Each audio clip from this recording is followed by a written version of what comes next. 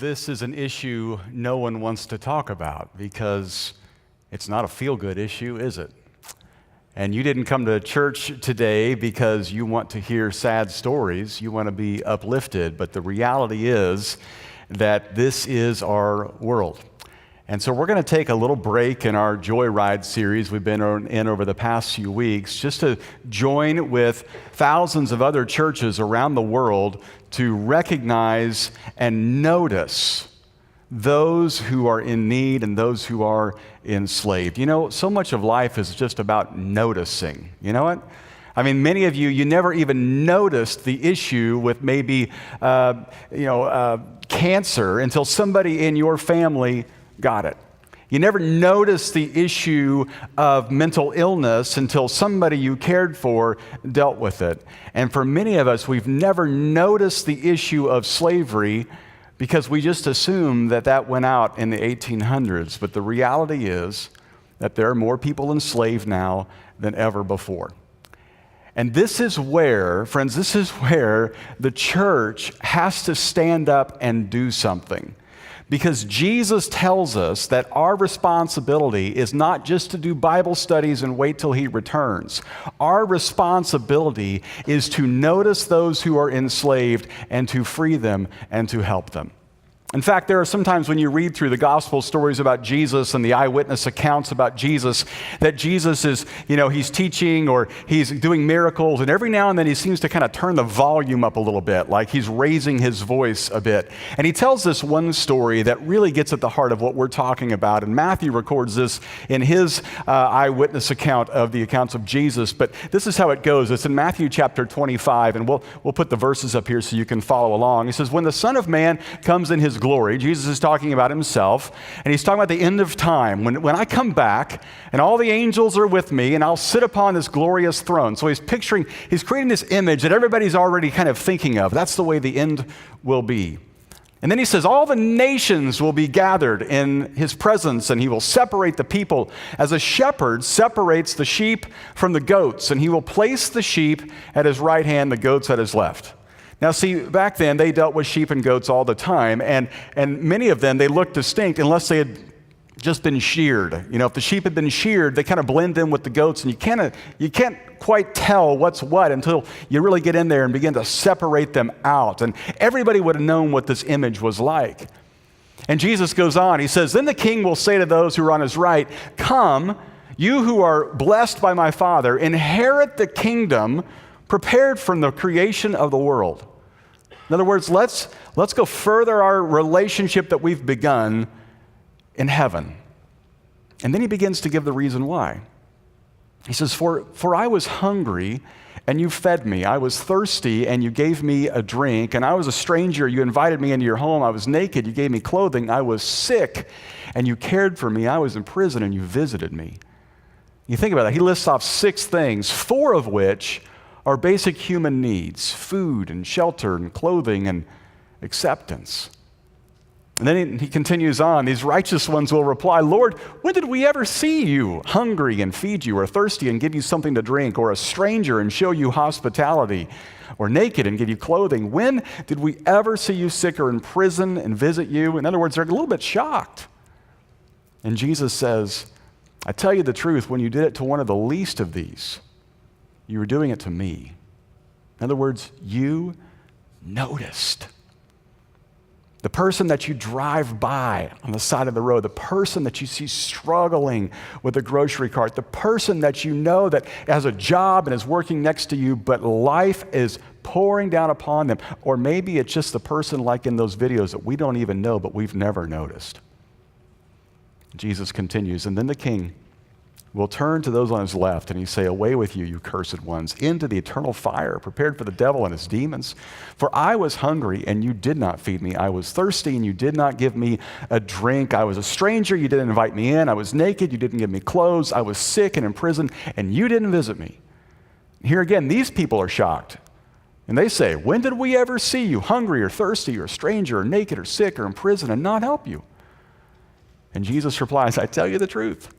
When you refuse to help the least of these," now think about that, the least of these, All of us have helped people in our lives, and oftentimes we help people that can help us, or we help family members, but he says, the least of these, you're refusing to help me. And they will go away into eternal punishment, but the righteous will go into eternal life. Now, this raises all kinds of questions about, I thought we were saved by grace, and I prayed a prayer and got baptized and all. Here's what Jesus is saying.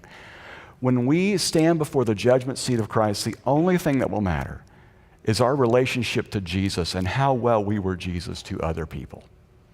In other words, when you are kind to the least of these, the last and the lost, Jesus says, I take it personal. Now, friends, I got to be honest with you. A few years ago, I did not know about this issue. I did not know the amount of people enslaved right now. But I know now. And it has wrecked me to think about people and kids, my kids' age and younger, that are undergoing unspeakable atrocities. And yet, slavery is illegal in every single country, but nobody will stand up and enforce it in some of these countries. And that's where International Justice Mission comes in. They want to just partner with the church and partner with the local governments and empower them to enforce the law. And friends, this is where we as a church have our moment.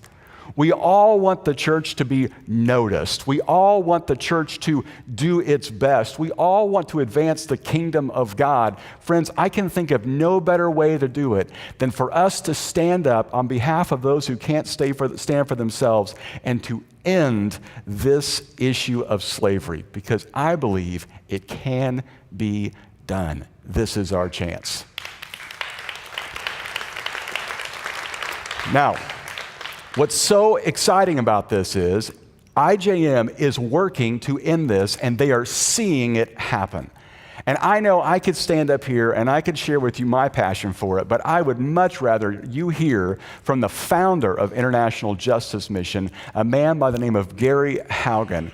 Gary was a man who was working in government. He was an attorney, and he became aware of the issue of slavery. He noticed, and he decided to do something about it. And I am so proud to say that Real Life, we partner with them. Discovery, we partner with them in order to help assist what they're doing. And so we went to Washington, D.C. a few weeks ago to sit down with Gary Haugen and let him tell you what they're doing and how we can be a part of it as well. Take a look at this. Gary, thanks so much for joining us today. And I know you've got a busy schedule, and for us to get a few minutes of your time really means a lot to us. But I would love for you to just help us understand the magnitude of the issue of slavery today. We tend to think of slavery as something that happened a long time ago, and we've moved beyond it. But from what you're telling us, it's bigger now than it ever has been. Is that right? Yeah, this has got to be one of the most surprising things about this era that we live in, that there are actually more people in slavery today than in any other time in human history. There are more than 40 million people held illegally as slaves in our world. Now, they're held on rice plantations or on fishing boats or sometimes in brick factories, and horribly sometimes in the commercial sex industry because of sex trafficking. But I don't think any of us would get it correct on a quiz. Are there more people in slavery during the days of Abraham Lincoln or today?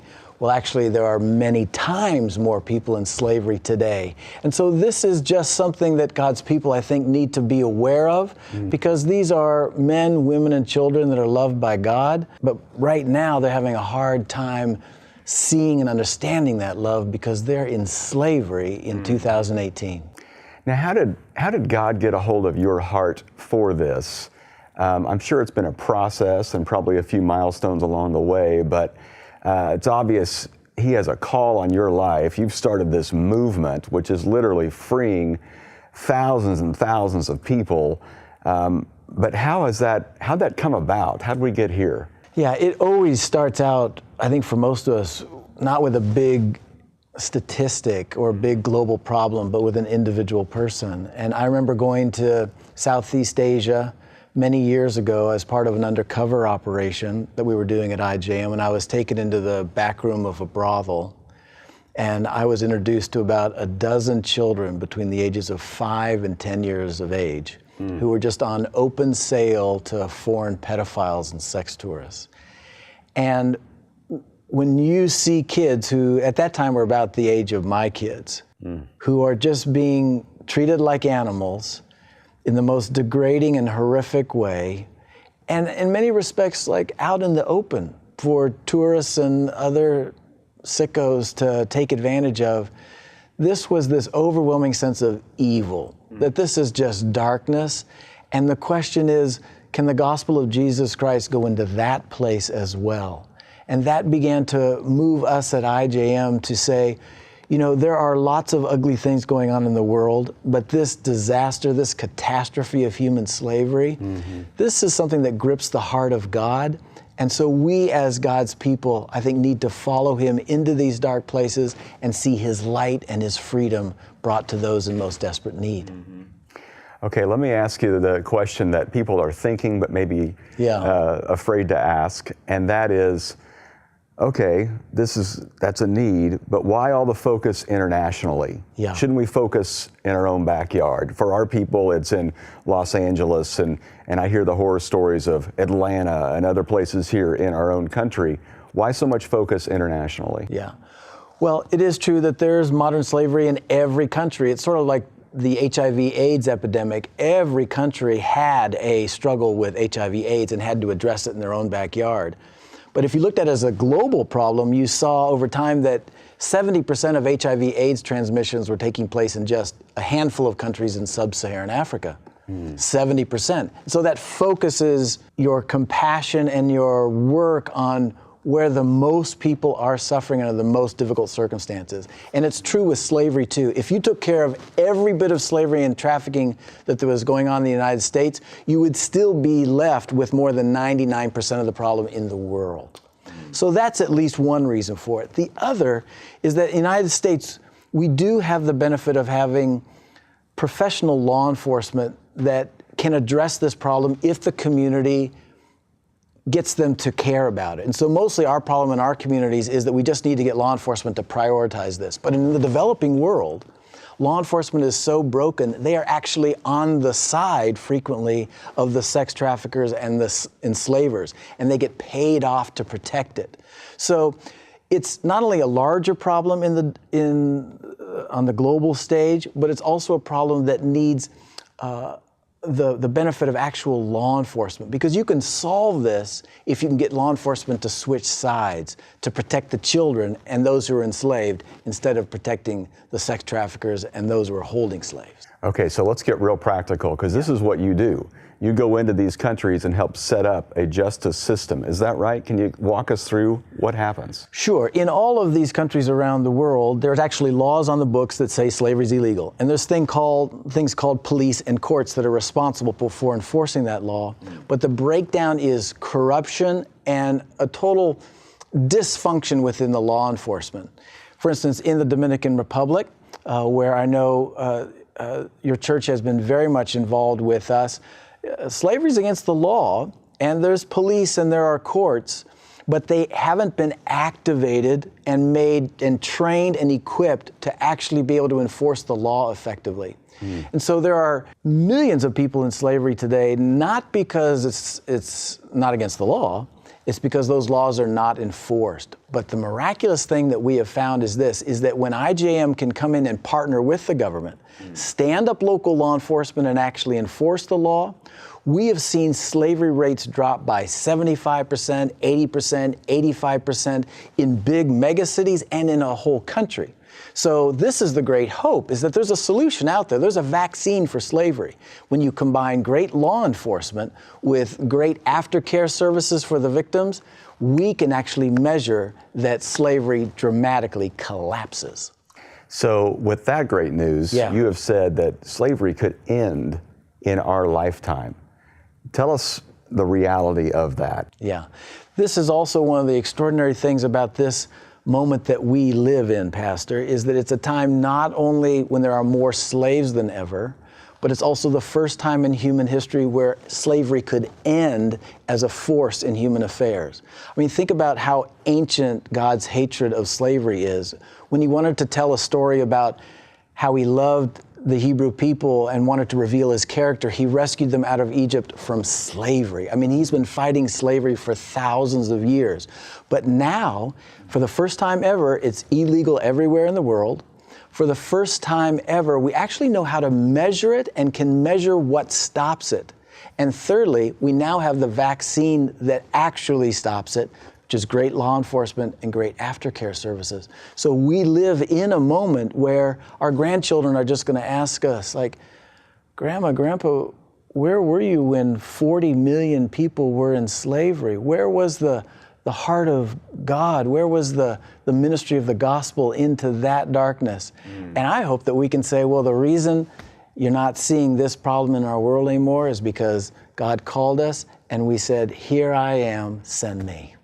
Gary, tell us a little bit about the biblical mandate for praying for the ending of slavery and God's work in ending of slavery.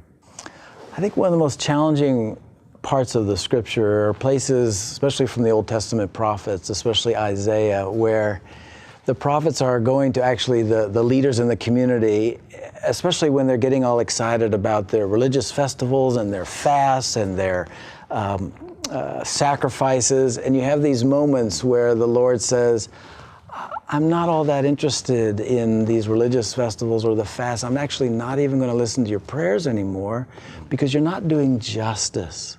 And then in Isaiah 1:17, it's so clear. It just says, seek justice, rescue the oppressed, defend the orphan, plead for the widow. In Micah chapter 6, verse 8, it says, he has told you, O man, what is good and what does the Lord require of you, but to do justice, to love mercy, and to walk humbly with your God.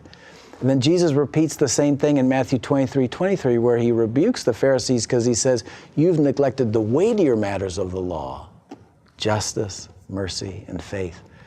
So for me, it's a great challenge from the scriptures. A lot of times when I'm sort of caught up in my sort of church culture life and all the other accoutrements that sort of attached to my life as a follower of Jesus, to sometimes stop and say, what is really God's priority? And I love Micah chapter 6, verse 8, justice, mercy, and walking humbly with him.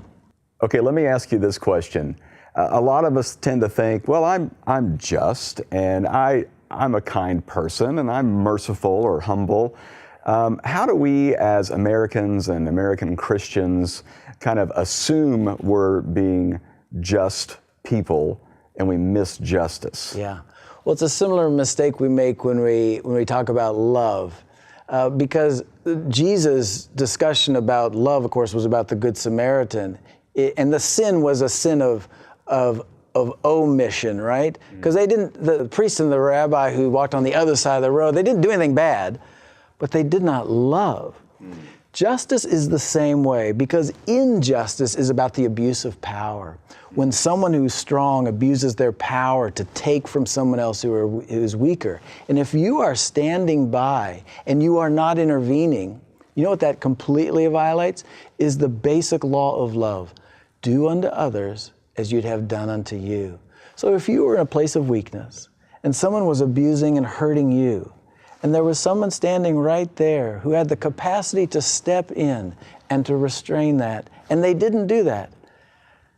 Like it also says in the New Testament, you can't love the God that you can't see if you can't love the brother who you can see. And so many times I think of just sold the demands of Jesus a bit short, and understand that what he invites us into is not a passive life of just getting by, but of courageously and actively loving and seeking justice in the world.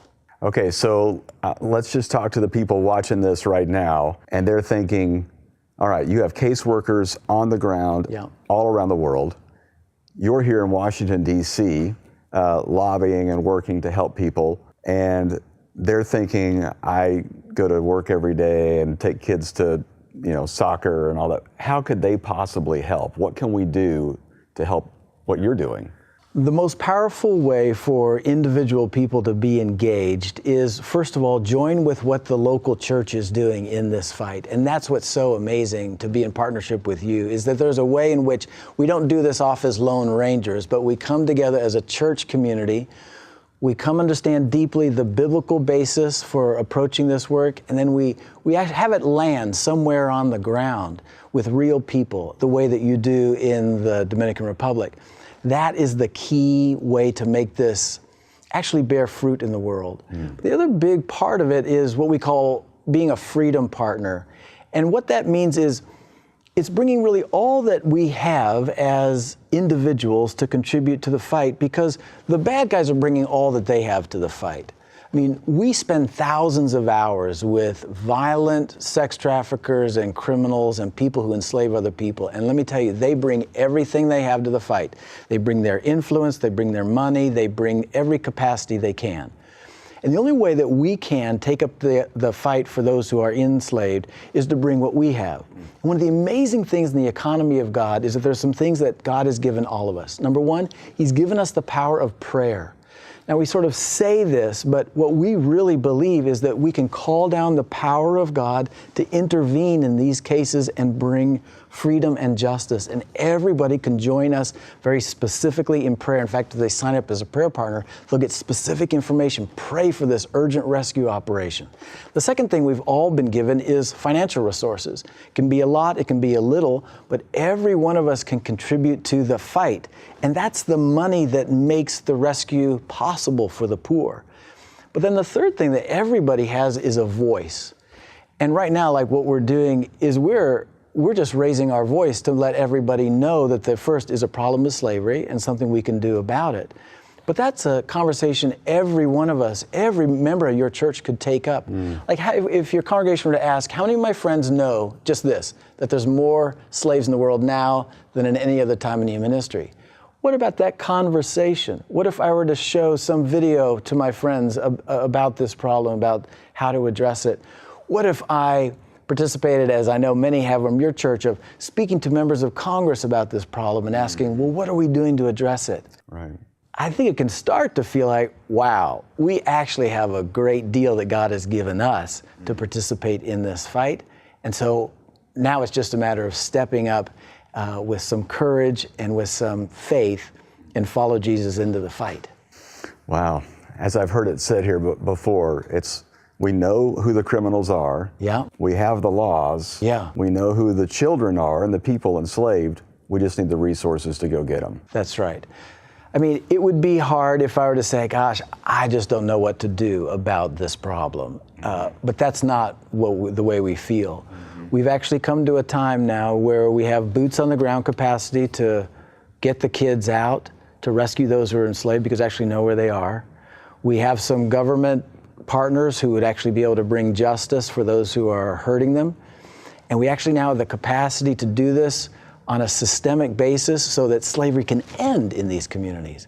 But it can't be done without resources, because the person in slavery right now can't pay for an investigator to come get them, or to make sure they have a lawyer to represent them, or to pay for the aftercare that they need to get through the trauma.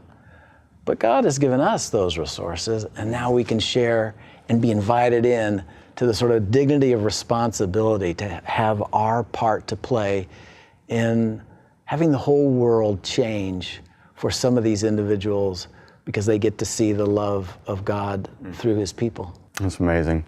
Well, you've mentioned that we have the opportunity to partner with you guys specifically in the Dominican Republic. Give us an update. What's going on there, and what have we been able to be a part of?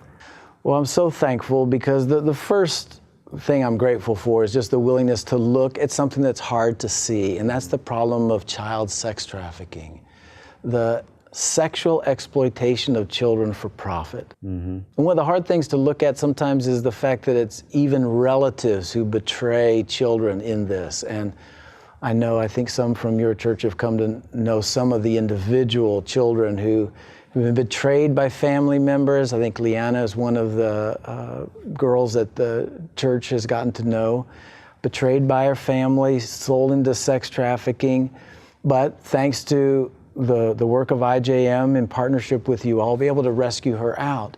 Well, now she's been through this incredibly courageous path of healing, of now getting an education, of getting some job training, and now she's looking to go to a boarding school where she's able to prepare for the next step. To be able to see that transformation in an individual child's life, for us, makes us feel every ounce of effort is worth it. But it's not just those individuals. I mean, because we've rescued dozens of children from sex trafficking just this year. We've sent dozens of sex traffickers to jail just this year. So it's all that on the ground work, but it's also doing something else. It's demonstrating to the government what's possible. So we've actually trained thousands of law enforcement and government officials on how to do this sort of work on their own. And then thirdly, we've been able to now encourage the church. So in the DR now, there are scores of churches that are stepping up to participate in this fight in their own communities because of the way they've been inspired to see why the way in which a church thousands of miles away will come, will care, and walk with them in that struggle. Wow. Okay, so final words to our congregation. What would you say to them just to encourage them to be a part of this? I think for me, it has always been just an invitation of joy from God. You know, sometimes all the hard things in the world that sort of need our attention can form this to-do list that feels like a burden on us. But the truth I've learned over time is that God doesn't actually need us to do the work of ending slavery. He's going to do this. The God of history is going to sweep slavery into the dustbin. Just the question is, do we get to participate with him in that? And that's what every member of your church is invited into, I think, is this dignity of responsibility of being able to follow Jesus in a work that matters, that transforms lives, and to have our lives matter, both for our own sense of joy, but also for the way it glorifies Jesus in the way that they see his love through us. Fantastic. Well, Gary, thank you so much for your time and for what you're doing, and know that we are praying for you and the many other workers at IJM and the people that they're dealing with, and we're honored to be part of the joy of ending slavery. Amen. Thanks, Pastor.